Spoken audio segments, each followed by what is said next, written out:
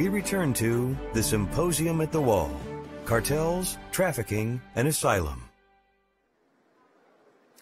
Welcome back to the Symposium at the Wall. This next speaker is one that I have been looking forward to since the beginning of the program.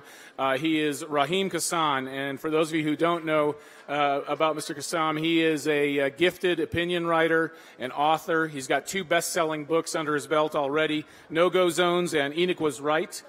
He was formerly the senior advisor to Nigel Farage, who of course led the Brexit effort in England.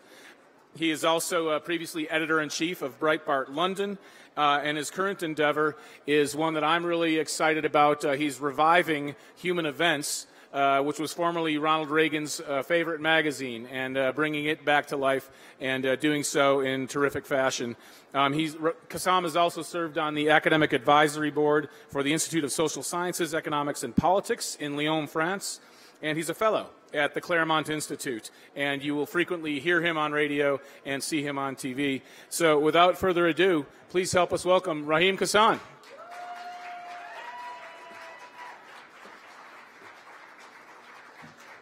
Thank you very much, Chris. And thanks to everybody who's come out today here.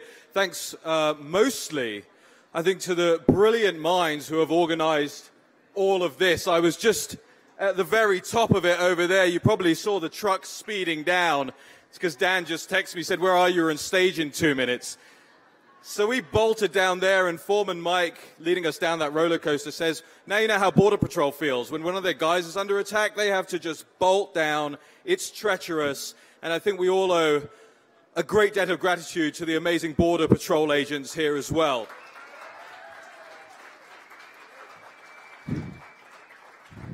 You know, being British, I always wear my blazer and I always wear my pocket square. It's a little hot, so if I pass out here, just know it was for sartorial elegance's sake. Will somebody just make sure that everybody knows that? I want to take you guys back, if I might, to 2015. Who remembers the European migrant crisis of 2015? You saw it all across your televisions. You saw it, of course, in the way that CNN and all of those guys wanted you to see it. The picture of the dead young man, Alan Kurdi, washed up on a Turkish beach. But there are lots of statistics. There are lots of human endeavors that took place during that migrant crisis that not a lot of people know about. And one of the things that this President Trump knows about is the people who were standing up for sovereignty and for border control across Europe actually had some great victories in order to curtail the migrant crisis of 2015. You know, in 2015, Eurostat, which is the European Union's statistical center, which means it's unreliable, you double every number that they give you, they said that there were 1.2 million asylum claims across Europe in 2015, mostly in Germany, Hungary, Sweden, and Austria. At its peak, the migrant crisis saw one person illegally immigrating into Europe every 12 seconds. But let's get some perspective.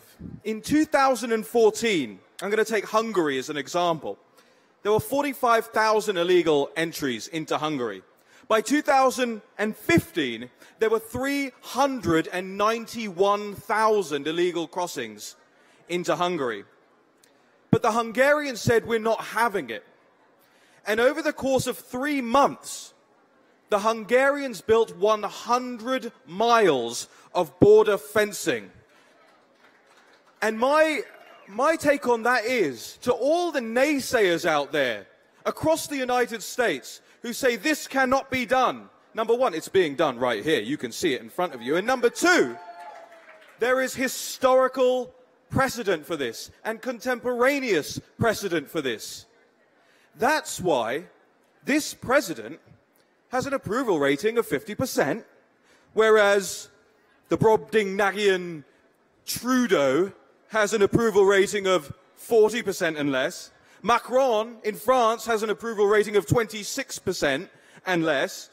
Theresa May, our dearly departed Prime Minister, has an approval rating as she left office of 25%. And Merkel has had to sort of semi-resign and unresign, and is she going to come back? And we don't know. The way I speak to people about this president is the most popular Western leader right now in the world. In the world! If somebody could fax those numbers over to the Washington Post for me, I would be very, very appreciative. You know, but the situation in Europe is still, as you well know, rather dire.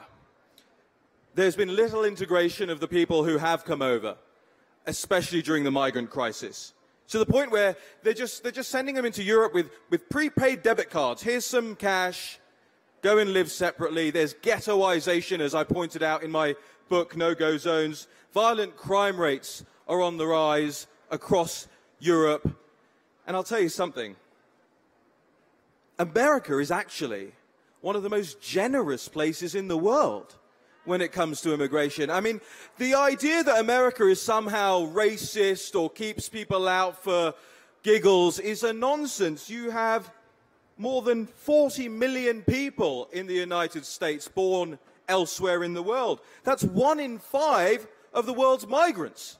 But you never hear the media lauding the generosity of spirit that you Americans openly outstretch to the world for the good, integrating legal immigrants who want to come here and be a part of this country, do you? You know, the foreign-born population in the United States will go from 45 million in the next couple of years to about 78 million by 2065. That is a massive ask of people, a massive task in terms of integration, in terms of assimilation. And I'm reminded of perhaps the greatest Prime Minister the United Kingdom never had, the subject of my second book, Enoch Powell. Enoch Powell gave a speech on April the 20th in 1968, where he talked about the perils of mass migration. Mass migration. He said it was impossible for people on that scale to integrate, to assimilate. Nothing wrong with small-scale legal immigration. But he quoted Virgil from the Aeneid, and this was something that the British establishment fundamentally didn't understand. He said, like the Roman, I seem to see the river Tiber foaming with much blood. Some of you will remember that speech. And the establishments over here and over there said, he's accusing immigrants of bringing rivers of blood into the United Kingdom. He did no such thing. Enoch Powell was warning about the blood, the sweat, and the tears that both the immigrant and the native-born would have to spill in order for mass migration to work successfully. He was saying fundamentally it cannot be done at that scale.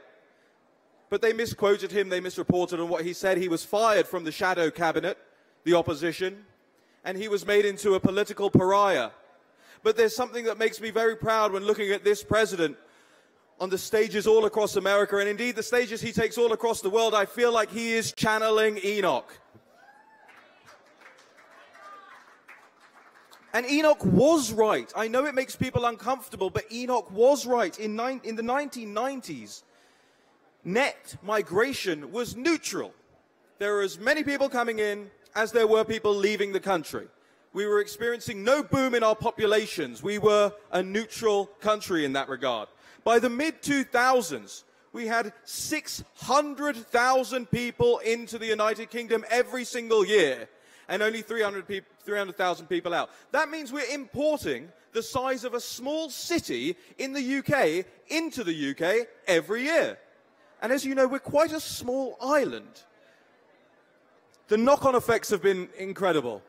Classroom sizes have increased from 25 to 40, 45 in some classrooms. You know, we have a socialized healthcare service, and I know how most people in this room will feel about it, but let's just take it for what it is. We have a effectively Medicare for all system, and that system is now under immense strain as a result of mass migration. The roads, general infrastructure, welfare, community cohesion, all under the strain of mass unchecked immigration. And for the naysayers out there, and I know the BBC was here earlier, and the BBC, by the way, for those that don't know, that's our CNN, okay? The BBC will say this doesn't happen, everything's fine, there's no ghettoization, it's not taking place. I went to these neighborhoods across Europe. Tell them to go to Sparkhill in Birmingham or Alum Rock, where a sign was graffitied on the wall that says no whites allowed after 9 p.m. Think about that. In England. Go to Tower Hamlets, where there has been mass voter fraud that's been taking place in and amongst the Pakistani and Bangladeshi communities. Go to Dewsbury, where there are active Sharia councils. Why? You can do better than that, can't you? And there is the importation, unfortunately, of gross cultural practices into my country. And you can probably tell by my name and my tan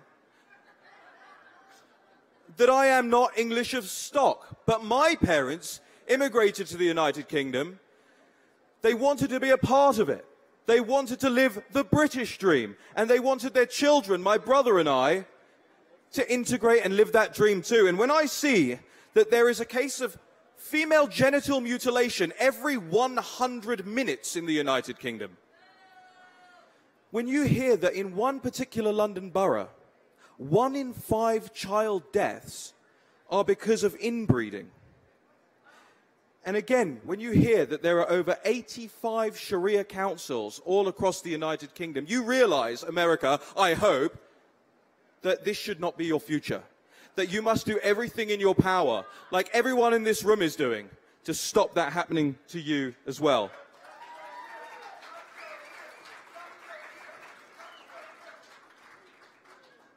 You know, we had a referendum in 2016. Some of you will remember that, for Brexit. And of course, you guys did the original Brexit in 1776.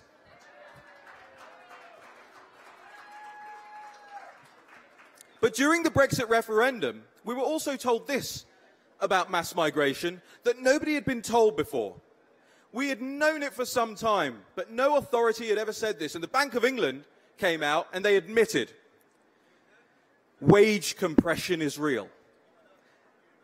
For every 10% increase in foreign workers in the United Kingdom, it causes a 2% fall in average pay. And that is something I think a lot of Brits suspected, but didn't quite know, weren't quite sure of. And this very same thing is happening here in the United States too. We also have now the Islamophobia peddlers, the lobby, in our own parliament, much like your squad in your Congress. How do you feel about the squad, by the way? I'm hoping if I get you guys to boo enough, then somebody will clip it and it'll say, the wall people booed the brown guy on stage. That's how they'll spin it. But they're pushing for anti-Islamophobia laws, effectively anti-free speech laws. They say that you cannot criticize Islam.